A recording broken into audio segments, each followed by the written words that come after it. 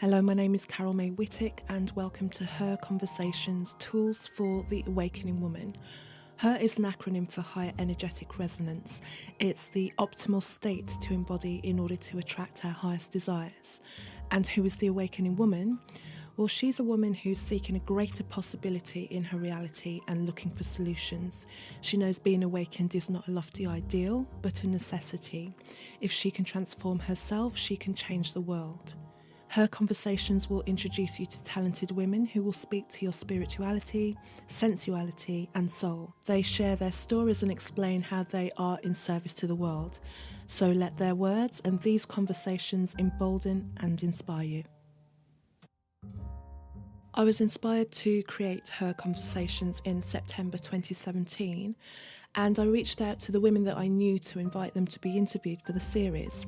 So thank you to Abi Osho, Alexis Jones, Anita Mckenzie, Courtney Amundson, Donna Owindi, Kristina Wingeier, Lorraine Whyte, Rachael Welford, Sharleen Linton, Sharon Curry, Shola Kaye. Thank you all for agreeing to come on board from a simple email, because ideas can only ever grow with support. Putting together a series like this requires consistent work. Personally, I want the production to be the best that I can do, and there is so much more I want and need to do. This is not to complain at all. It's just been a great learning experience, and it's shown me what I have the capacity for. So this week's episode is just going to be slightly different, a way to see in the new year. And with each of the guests that come onto the programme, I have a set of standard questions. So what I've done in this episode is I've compiled the answers to two of the main questions so that you can get a feel for the answers and maybe even be inspired by them. So the first question is the opener to all the episodes, and it's Her is an acronym for Higher Energetic Resonance. When do you feel at your most her? Thank you, Carol May, for having me here. Such a beautiful acronym, really, higher energetic resonance. So when I get out of my own way, mostly I feel her when I'm working with clients, when I've taken the time to clear myself and tune in and show up in service. Then I feel that I am her.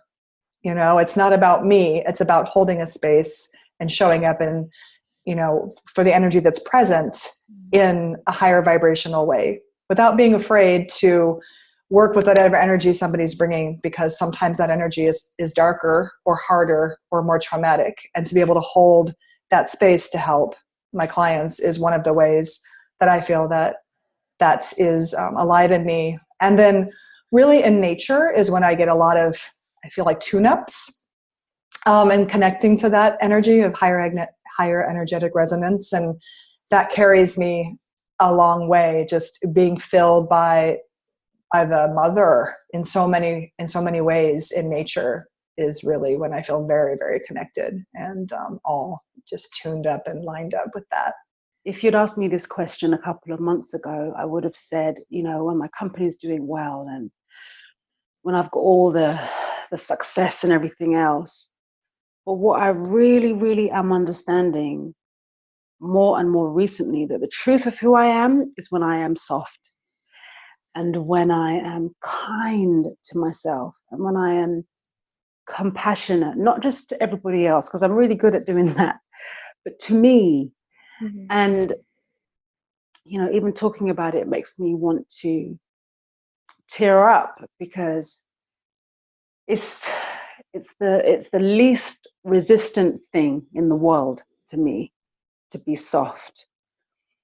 And when I am just strong, when I am just all of these fierce attributes, and I don't return to softness, it feels like pressure, and it feels hard. I thought, well, what is it about meditation? But then I kind of in considering it, I thought, well, actually it's devotion. I feel that higher resonance mostly when I'm in a space that's devotional, and that could be any of a number of types of spaces, communing out in nature or being in a sacred space, like in a temple or a church or wherever, or kind of like communing with someone else as a spiritual counselor, and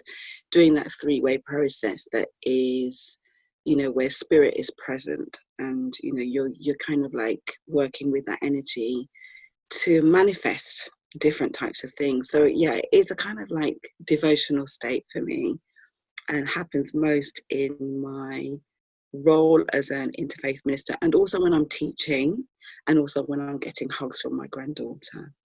Definitely when I'm not eating meat. I'm very much so focused on making sure that my mind, my body, and my soul are aligned. And I think that's when I'm really focusing on self-care and giving myself permission to put me first, because I tend to put everybody ahead of me. So I definitely feel in my highest vibration when I'm really focusing on not putting low vibratory foods in my body, and I'm really just focusing on taking care of myself. Helpers are the people that need the most help. So just doing some self-care stuff for sure. I actually feel that I am her all of the time. And I'd say that was a journey. It hasn't always been that way. But I definitely think for the last few years, my journey's taken me to what I'm doing now. And I really feel that I am her. And what resonates with me, whether it's sort of early on in the morning or late at night, is that kind of feeling, that high vibration. And I always feel that if I am within my vibration at its highest, it doesn't always mean I'm going to get that back the other way, but it doesn't matter to me anymore, because I know I'm in there, and I know that is the energy that I'm sharing with people. And that is just so important to me. So for me, I am her all of the time. So I feel the most her when I am out there giving people joy. Because I like, if, for example, I'm taking a walk with my nephew and we're in this forest and I see him, the joy that he has having a squirrel take a nut from his hand, and just seeing his joy. So I feel like I'm most her when I'm present. When I'm present and in the moment, and not trying to make something of that's not there. When I'm able to be there for people. And when I'm able to be there for myself with self-care, because self-care to me is 100% important. I feel it with music when I'm playing music, and something that I find is so important is having that daily practice or ritual for yourself, and whatever form that may be. It might be a daily walk through the woods. In the summer, I take my barefoot walks through the woods, and that's a moment of embodying that as well. So there's so many different, everyone has a different way of doing that, but I think it's that moment of becoming the stillness and opening to a bigger part of you that's beyond your ego, beyond your mind, beyond, it's the spirit of us. It's the foundation of us, the source of us. I am most her when I am doing the work that I was born to do. I am most her when I'm working with clients, helping them to fulfill their calling and to be aligned with their purpose. And when I'm able to give them breakthroughs to help them to realize, what's stopping them from really fulfilling their calling, that's when I feel most her, because that's the work that I was born to do, because I feel it, and that energy is always, so high frequency. So yeah, that's when. Firstly, when I'm meditating, like when I'm in my space and I get into this kind of really beautiful, connected space where I just feel like everything is like, and I'm really vibing. I feel like my energy gets really big, and I'm like, and no stress, no worries, no thoughts, no anything, just like this connected kind of beautiful space. So that's the first one.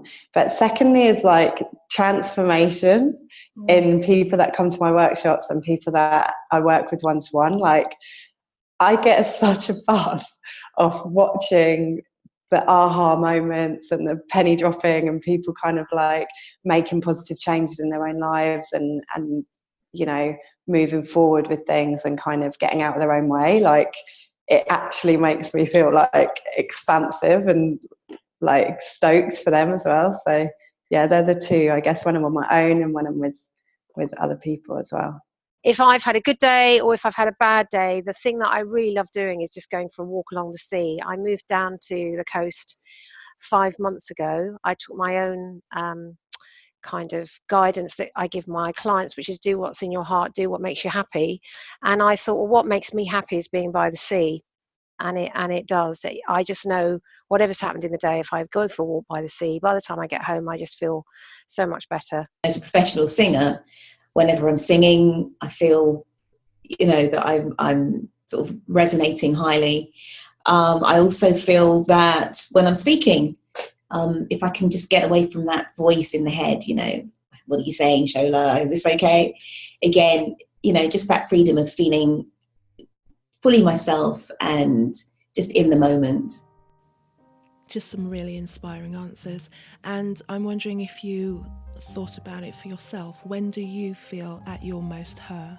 For me, her is when I'm doing anything creative, when I'm seeing any of my ideas start to be realised in a tangible form that other people can appreciate and enjoy maybe. And to be honest, a lot of the time it doesn't even really matter what they think. It's just to see it from an idea into some sort of form is what makes it really exciting for me, and that's my her state.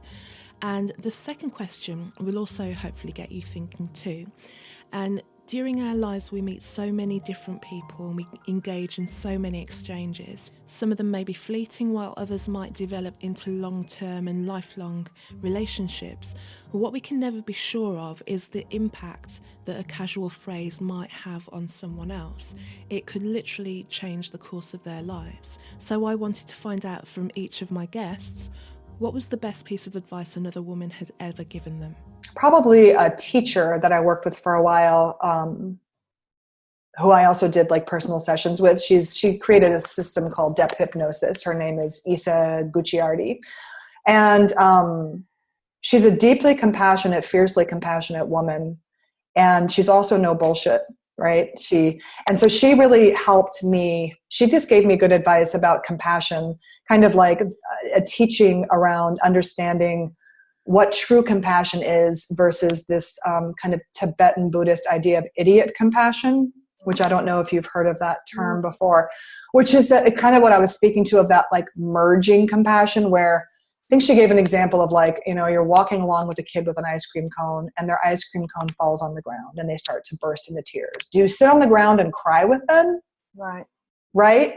No, that's idiot compassion, right? You know, you hold space for them, you help them understand their feelings, you like be with them and give them compassion, but it's not a merging, right? And I think that as somebody who's very sensitive and very compassionate, to understand that I didn't have to like feel it all and get involved in it all. And it was the starting of like, you know, creating boundaries and owning my field. And she helped me with that a lot. And just really understanding the nature of compassion. She said, always remember to be your own true self. Be true to yourself. She said, walk in your shoes, not in somebody else's. And she said, and when you're walking in your shoes, make sure that they are always comfortable. And that's really stuck in my mind.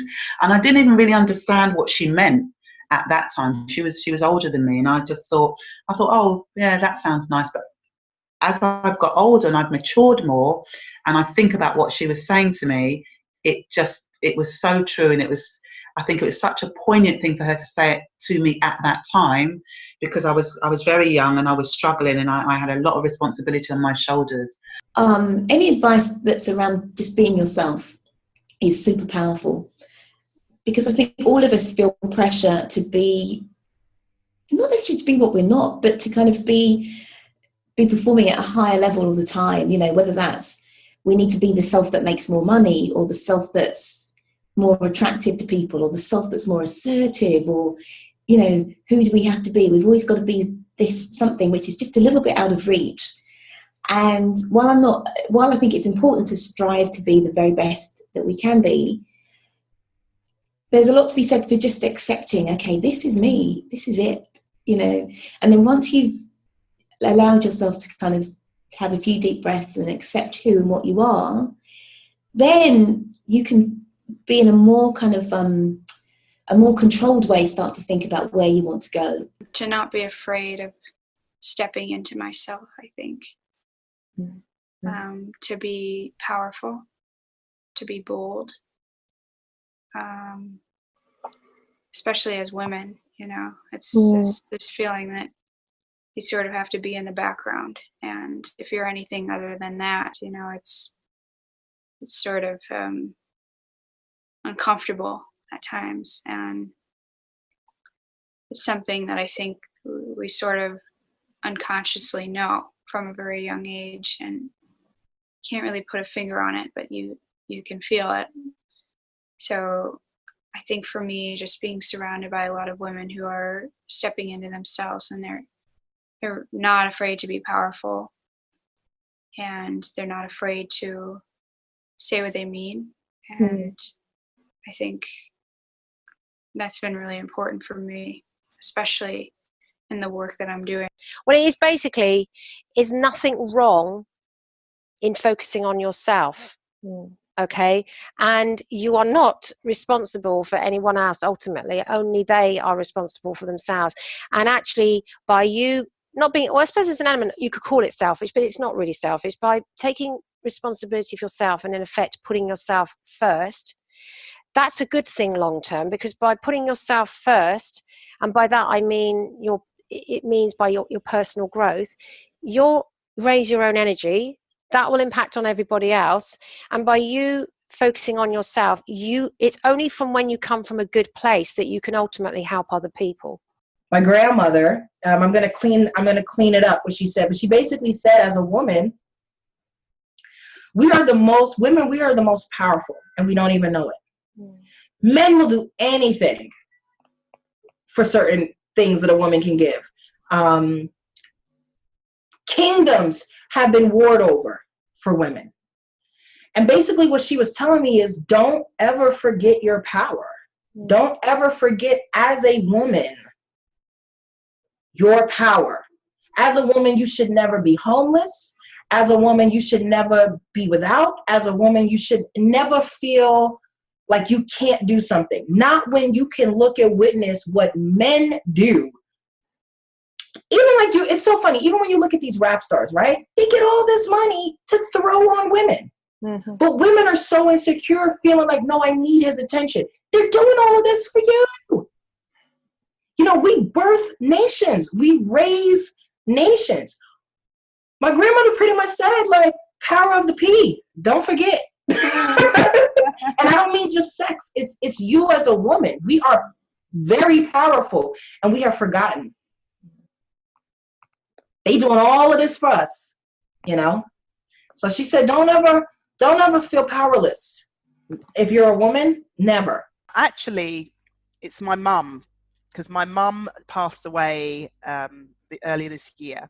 And the best advice that she's ever said to me, and she didn't quite say it in these words, but this is what I feel that she meant, is to be exemplary in everything that you do, to be exemplary and not assume that everyone has the same morals, has the same values as you, but just to be exemplary and just focus on you being exemplary, you know, and to always have those high standards, do you know, those high standards, because you don't expect everyone to be like you, you know. And she's not saying that I'm the queen or whatever, but, you know, just the way I feel like she brought us my up. sister's quite skinny and is just to be quite aware chunky of that. in my build and stuff like that. And so my mum used to she was so sweet, and she used to cut my labels out of my clothes, and she'd say, it doesn't matter about the size of the clothes, it matters how you look in them, and it doesn't matter what's on the outside, it matters what's on the inside, and all this kind of stuff. And really what she was trying to do was install in me all these things that I now try and install in other people, right? It's like, just love yourself, trust yourself. It doesn't matter what other people think. So yeah, I would probably go with my mum, actually. Yeah, she's really quite an amazing woman, actually. I'm very lucky. Saying, yeah, but Mum, this isn't right, and criticizing my body shape, you know. And she said to me, I mean, she's always said to me, stop it, you're beautiful. But what she said to me is, never look at something in isolation. Always look at your body as a whole. And those things that I was narrowing down and criticizing suddenly disappeared. So I was like, oh yeah, that might not be what I want, but as a whole, can rock it. So that is, I think, the best advice I've ever received from a woman. Drop the knife, drop the need to defend yourself. You know, because we become defensive about, you know, when we feel that people are trying to make us wrong, or our need to be right, or to stand out, or to have status, or whatever. And why that worked for me in that setting was that many times when you say that you're an interfaith minister and you're around sometimes around a group of people from a particular faith background who believe that their faith is the only way to go, you can sometimes be put in a position where they want you to defend that position. And the thing is just not to do that. It's like, it's not about that. It's about, you know, for me, it's about being the best human being that you can be in the world, which takes a lot of work in terms of, you know, personal self-discovery, spiritual growth, and that kind of thing. It takes commitment and it takes time. And so, and dropping the knife in relation to sexism, racism, ageism, so many different things, that's really, really powerful and empowering, and not always easy to do. Actually, the person who gave me the best advice is your first guest, Miss Alexis Jones. And because when I met her, she was my life coach. So she used to tell me when I didn't achieve something or I felt like I was really angry, she said, do not let your expectations prevent you from doing or reaching your goals. And one thing she said, when I was scared of embracing my spirituality and I was scared of embracing other things. So she's like, do not be afraid to embrace your truth. And to me, that has just been the basis of the things that I do, that I remember, like, yeah, not to have expectations and to just go with the flow and see what happens, and things happen when they happen, and to always speak my truth.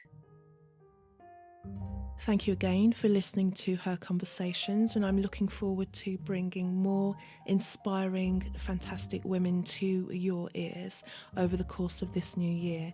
So stay tuned and stay subscribed on any platform so that you can get the newest episode delivered directly to your device.